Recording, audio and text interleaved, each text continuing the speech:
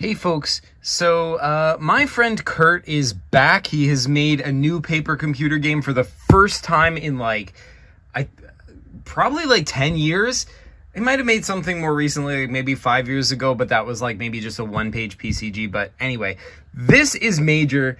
Kurt is epic. He is the creator who created Tutorial Bot. He made some of the most epic PCGs of all time, from Spaceballs to Malfoy the Mailbox Bot. He has created some of the most interesting and unique characters in the PCG universe. You know, his legacy has continued on all this time. But, you know, he's long since moved away to a different state, and so we haven't really stayed that much in touch. But he came to visit, and he has created a brand new paper computer game for the first time in quite a while. And I wanted to show it to you. So he gave me the game, so I have it here. I played it, and it was amazing. So I feel like we need to talk about it. So this is basically a one-page paper computer game. Sort of one page, sort of a bunch of pages, and you will see what I mean. The game does not have any title, but let's just get into it. So yeah, the game starts, and you don't know who you are or how you got here. You're just like in pain. You're just like, ow, you know, and you're just in this weird place. And this is what you see, right? So this is it. This is the game. So this guy is over here, and he's just like searching desperately through these papers. He's kind of like looking for something.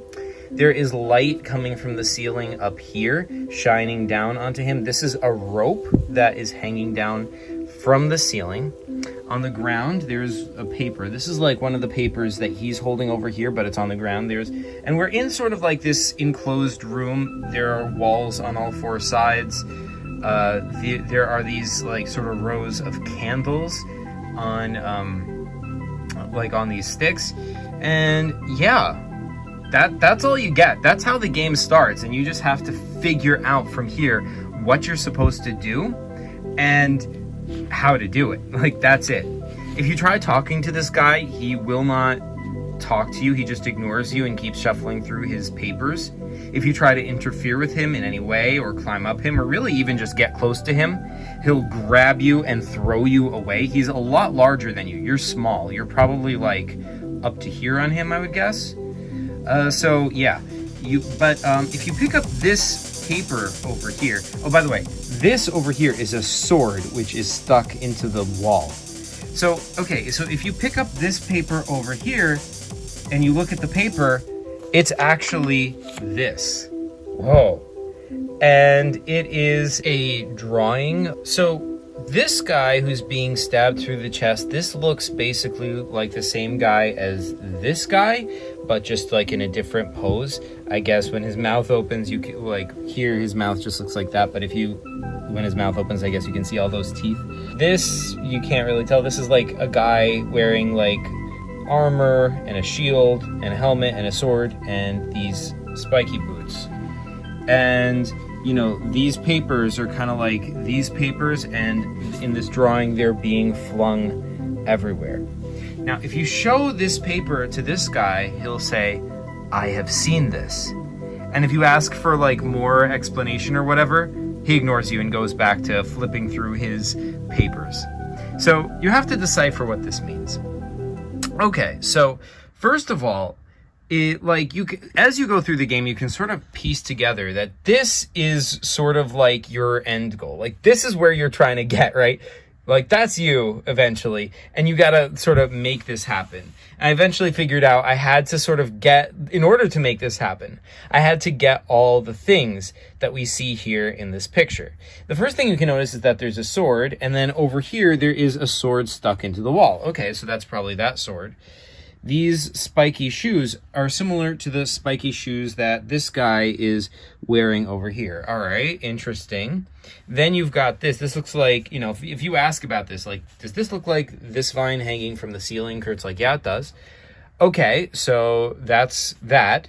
But now we still need the shield, the armor, the helmet. Interesting. And, like, how do we get these things for, you know, to begin with?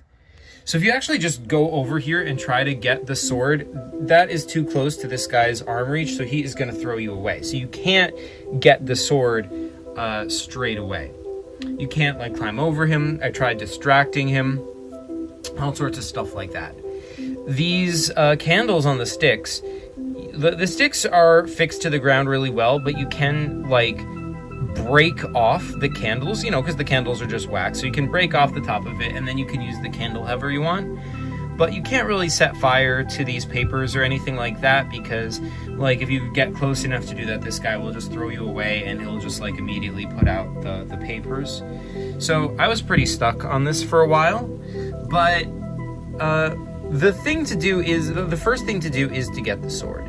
It ends up being that if you can crawl on the ground, you might be able to get close enough to the sword to get it without him noticing. I actually was able to do it just by going over here, like to the left of the candles and hugging the wall, and then you can get the sword that way. So once you do get the sword, this guy goes, "Oh yeah, you think you're making progress?" He shows you this page. So, whoa, what is going on here? We have another page.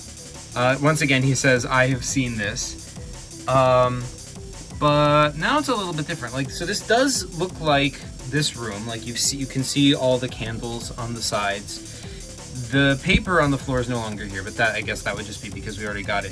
So I guess like this is showing us what happens in the future, and this shows us what happens at a different point in the future. So like, yeah, you have the candles, you have the guy still looking through his papers or whatever.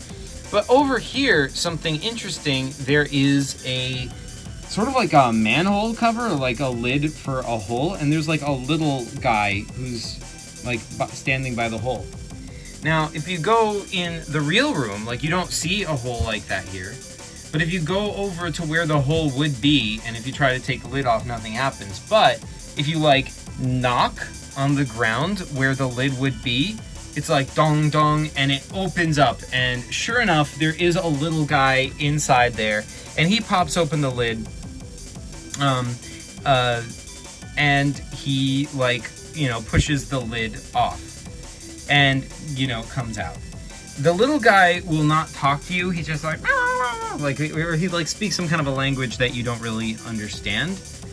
And he will not cooperate with you either. He's just kind of like wandering around. He's sort of like upset.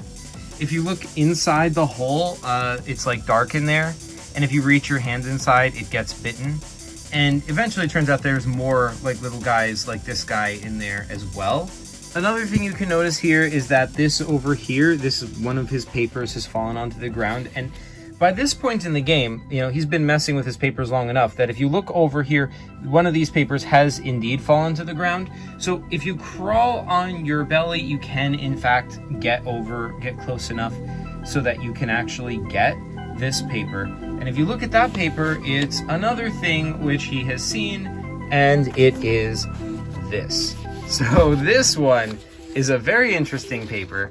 He's making this weird hand sign. I don't know, you know, I don't know what this is, or wait, I guess it would be like this. But regardless, he's not, according to Kurt, this is not representing any real world hand sign or anything like that. It's a clue. But another thing that's a clue is that you notice that in this paper, there is, you know, not all the candles on the sides of the room are lit anymore. Like here in the real room, they're all lit. So, that's interesting, right? So look, like this middle one is lit, but these two aren't. And here, this middle one is not lit, and these two are. And you notice that there's an opening in the side of the room. So if you go here to the real world place and you do the same thing, you put out the correct candle so it matches this, it actually does open a passageway like this on the side. It's like, you go in there, and like shining in there, you can see kind of like shiny in there is the helmet. Wait, was it the helmet or the shield? It was the shield, because you get the helmet later. Okay, so you go in the passage and you get the shield, And the shield is kind of like reflective of light. By the way, it's, you know, that shield that you are going to need later. Right, so then I was stuck for a little bit of a while. I was trying to mess around with a lot of things. I noticed that the shoes are, you know, something that, you know, are in the final picture as well. But that was something that, like, no matter how much I messed with it, I could not get the shoes off. Okay, so I had gotten the sword and the shield, but, you know, there's not a whole lot you can do with those. Even with those, that's not really enough to get what you want from this guy. He can still, like, he's still a lot bigger than you. He can still, like, push you aside pretty easily. So, like, there is actually another clue in here. Like, the first clue was the candles, and the second clue was the order that his hands are in. And that actually is supposed to be a different order of the candles. Like, you have to put, like, ignite and put out the candles in a different order, so that I think, like, 3 from this side are on and, like, 2 from this side are off, based on the, like, 3 fingers here pointing up and 2 fingers here pointing down. I think that was the situation, but I didn't really get that. I was stuck on this for a really long time until, and like, Kurt eventually like let me have it with a different solution I was trying. But basically, once you get the correct order of the candles, it makes a shelf come down, I think. So this shelf, it sort of like lowers into place. On here, there's something shining on top of it. So yeah, that is that.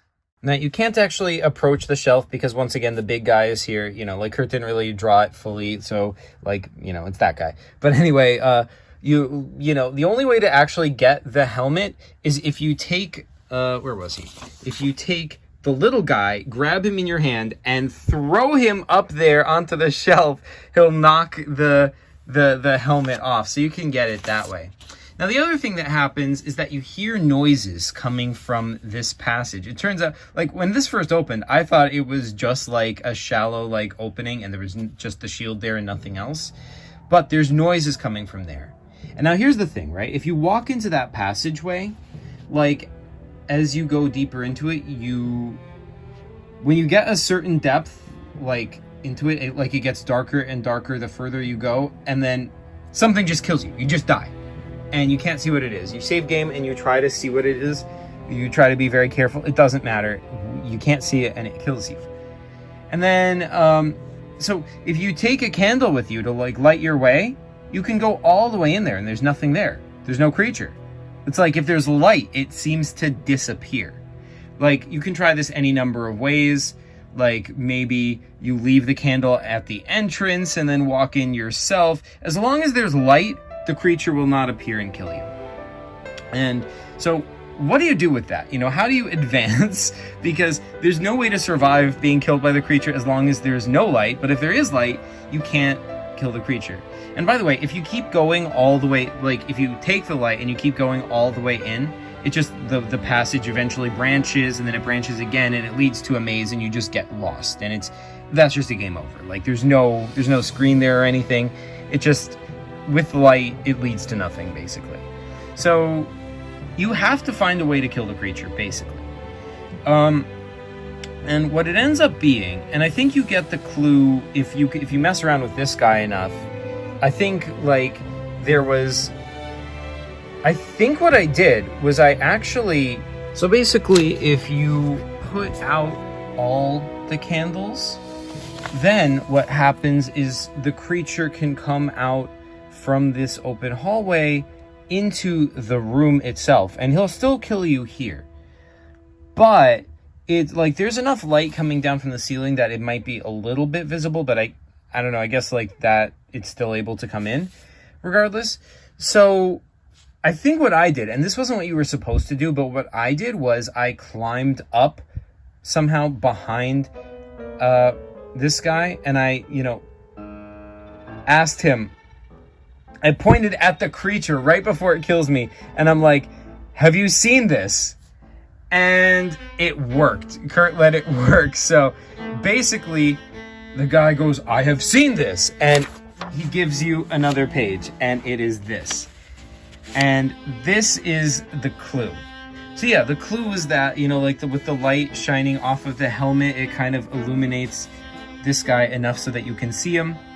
And, you know, it's sort of like a skeleton warrior, basically. That's the guy who had come out of the passage.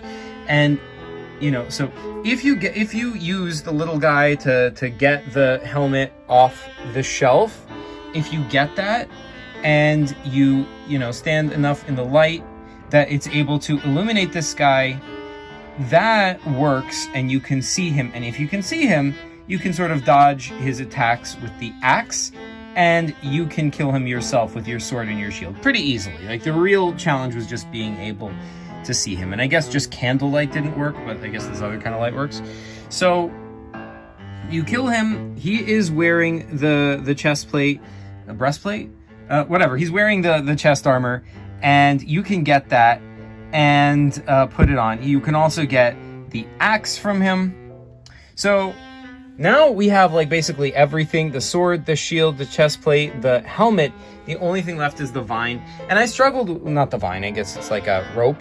But, like, I had, like, struggled with this for quite a while. Because, like, see, the thing is that it's hanging, like, right basically on top of his neck. It's, like, maybe, like, it's not actually touching him, but it's, like, right there. So you can crawl on the floor to get, like, behind his chair. There's a space between his chair and the wall. You can get behind his chair and be there.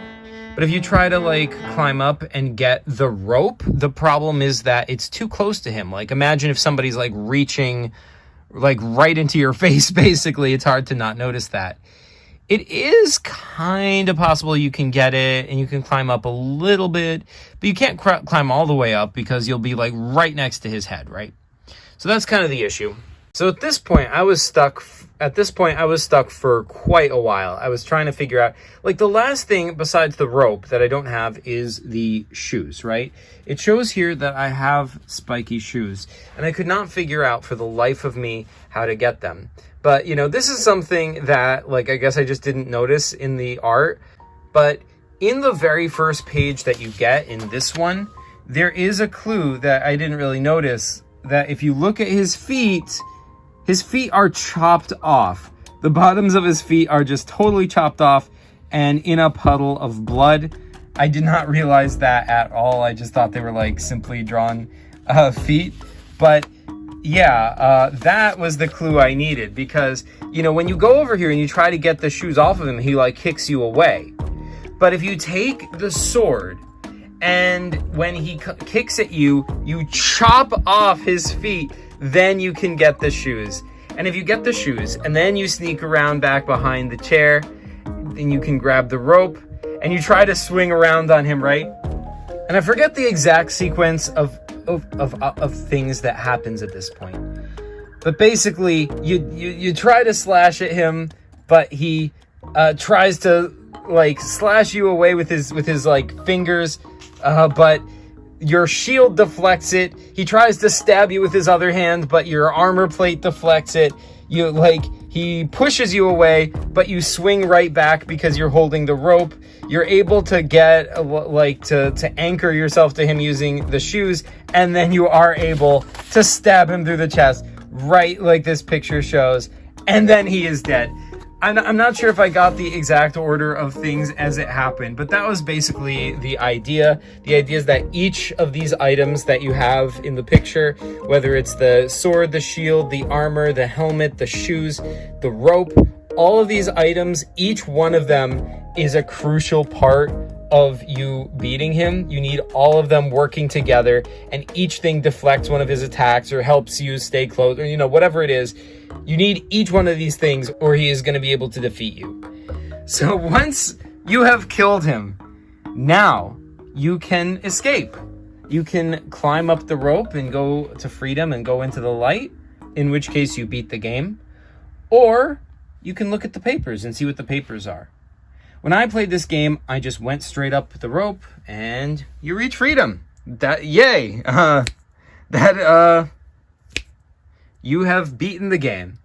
But there is another possible ending. The other ending is, if you start looking at the papers, then you as you look at the papers, because each time you looked at a paper, you were sort of becoming stronger. And as you continue to read all the papers, you get bigger and bigger until basically you turn into this guy. You eventually become him. And over time, the little guy, the guy who you threw at the shelf, he becomes you. He becomes the new guy going around and trying to solve the puzzles. And when he approaches you as you're looking through the papers, you just get really hungry and you just eat him. So see, this is sort of like almost like a Mobius loop or something.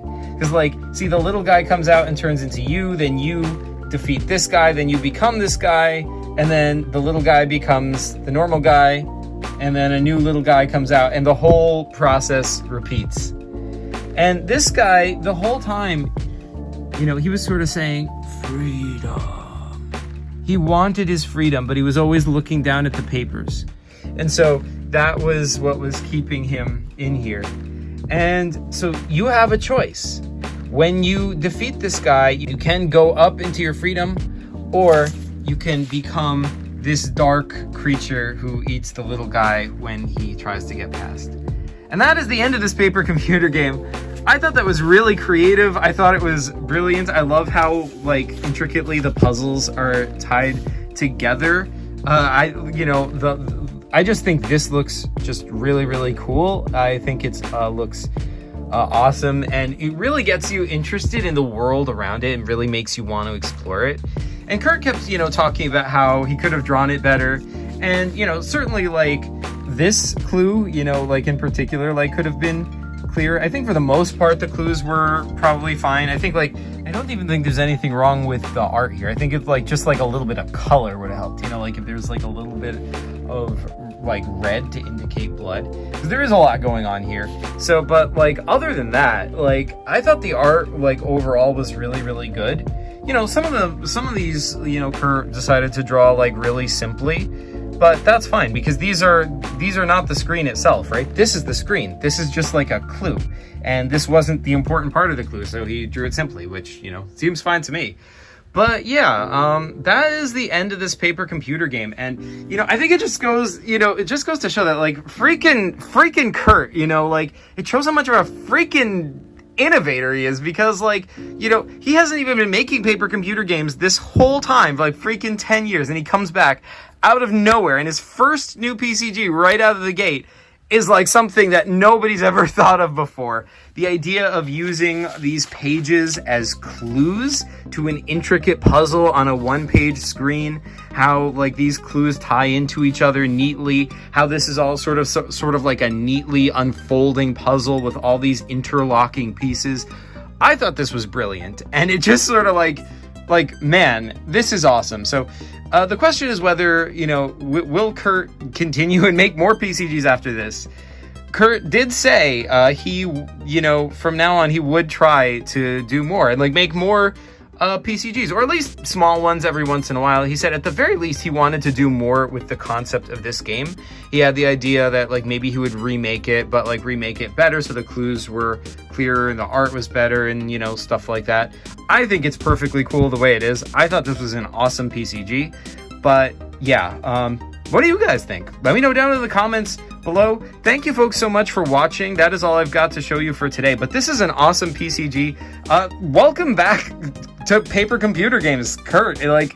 Man, this was epic. So yeah, that's all I've got to show you. Thanks so much for watching, folks, and PCG you later.